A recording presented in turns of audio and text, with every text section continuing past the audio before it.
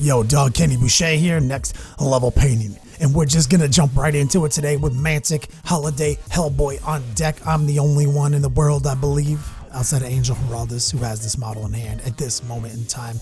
We're gonna be debuting here in these videos the new Pro Acrylics, Monument Hobbies, and Creature Caster combined, and we're gonna be showing you a pre-highlight technique today. You might notice that my man Hellboy was painted black ahead of time with a primer, courtesy of the Army Painter. And right now what we're doing is a top-down highlight, holding the model upside down, trying to skitter some gray we mixed up in the pot with just the basic black and white mix from that Pro Acrylic line. And what we're trying to do, guys, is create the highlight ahead of time, hence pre-highlight or pre-shading, whichever term you prefer. So we are basically doing all the legwork right now with the airbrush. It is my intent to come in later and kind of glaze the details in with these new fabulous paints that I've been using live on Twitch. So the trick here is get it to look the way you want in your head in grayscale. We are going to be working with some muted reds, a little bit more realistic skin tones for this Hellboy. So I'm not going to be taking it to this crazy place. We'll let the glazing process speak for itself as we build the highlights up. Right now, it's very important to try to get all the highlights coming kind of from the same direction, you know? And we're trying to sneak in, put this gray down anywhere we think light can hit. If you hold the model just so, you can kind of simulate where the light would hit. And if you can reach it with the airbrush, so can light. Let me show you. We got all that gray down. We're going to just dump the pot real quick, leave a little bit of dirty paint water behind, and we're going to add that titanium white back in the mix. These paints have ridiculous coverage, okay? So they can be ridiculously thin, which gives you ridiculous transitions. Always keep the tip clean when you're working with whites, just my experience, pro tip. Now we're going to get in real tight. We're going to be using a lot of air, very little paint. We'll just be lightly pressing the trigger and pulling back at the same time until we see a small amount of light gray up here in the model. Now it almost looks white in contrast to the dark gray that we just put down, but it's not. So we're just building it up slowly over all the Santa Claus fur, over his face, his hat, everything. This is the light, remember, pre-highlighting. So we're just periodically taking a look at the model, seeing if we like what we see. Go back to the position from the top down, you know, take some creative liberties here, sling the paint down a little bit further than it needs to be in some situations, but for the most part, the light's coming all from one direction. You want it to be dark on the bottom, underneath the folds in the fabric, underneath his chin, his hand, everything like that. That's the shadows. Light's coming from straight from the top. It's a little dramatic here, but it won't be nearly as dramatic once we get colors on it and pigments on it. So here we are, we're just building it up, holding that model still, trying to build the furs up. I want to see how much of the fur we can leave intact when we start cutting the colors back. Now today in this video, we're not going to be doing the paint brushing. Today I'm just showing you a very simple way that a lot of people like to use their airbrush pre-highlighting. And you see we're just getting that angle right. We're letting it skitter down the furs, hit the folds in the fabric, bounce off, leave a nice dramatic shadow underneath. It's emulating what it would look like if you had a spotlight right on top of him, like maybe the moonlight's coming straight down on top of him. But in my mind and my narrative, he is in the dark. You know, he's chilling, he's Santa Claus, Holiday, Hellboy. So we're not going to take it to like the super pure white. We are going to leave it slightly in the background. The cool thing about airbrushing is it's always transparent. It never really leaves an opaque layer unless you're doing something wrong. So we will bring it back with progressively more and more white and even pure white, but it won't actually be opaque pure white. It'll still be taking on the qualities of the grays underneath it. It's just the nature of airbrushing. Airbrushing is glazing with air and paint mixed in. Here we go, let's get the gangster gumbo engaged.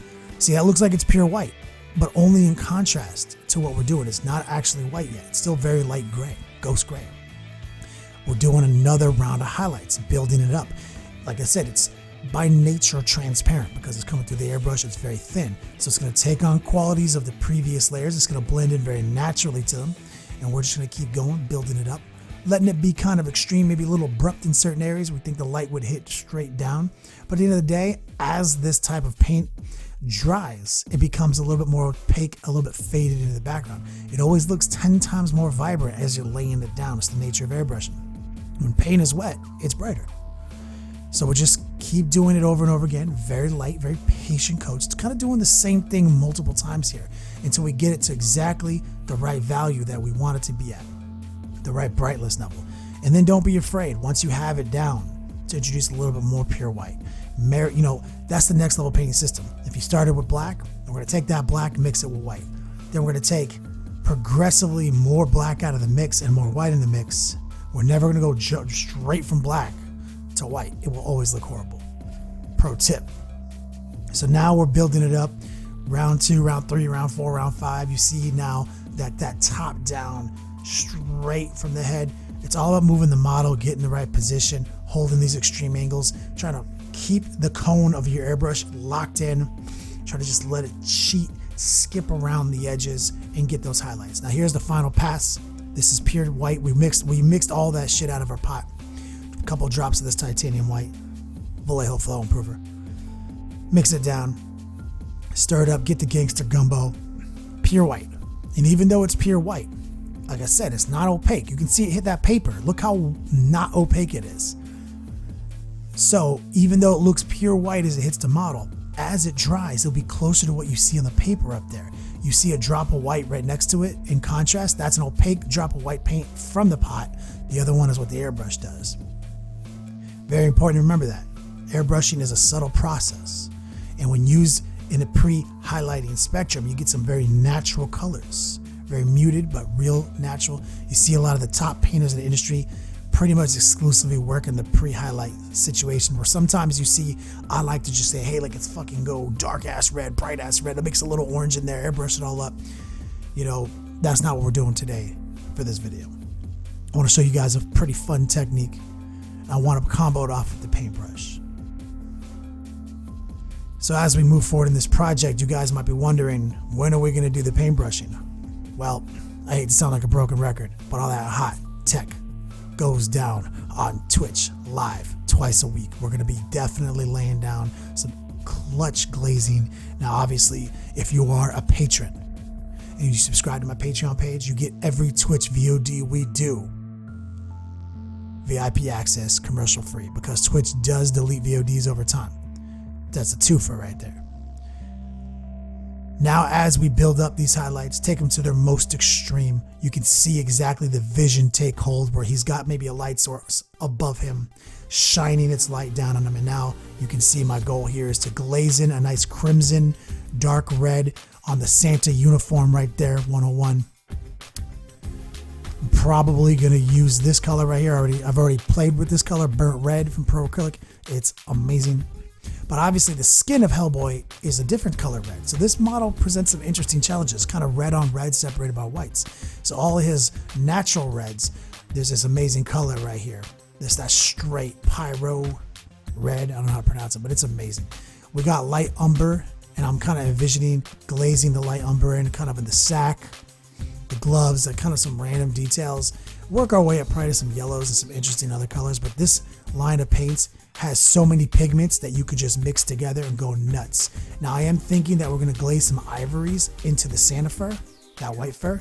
He's got two ivories, a bright ivory and a standard ivory. This is an amazing line of paints. We've been talking about it on Twitch for weeks, painting a Krampus from Creature Caster, and now we're back to Mantic. And we are gonna use this Red Grass Games #2 Sable to get the job done. Anyway, guys, play on, players.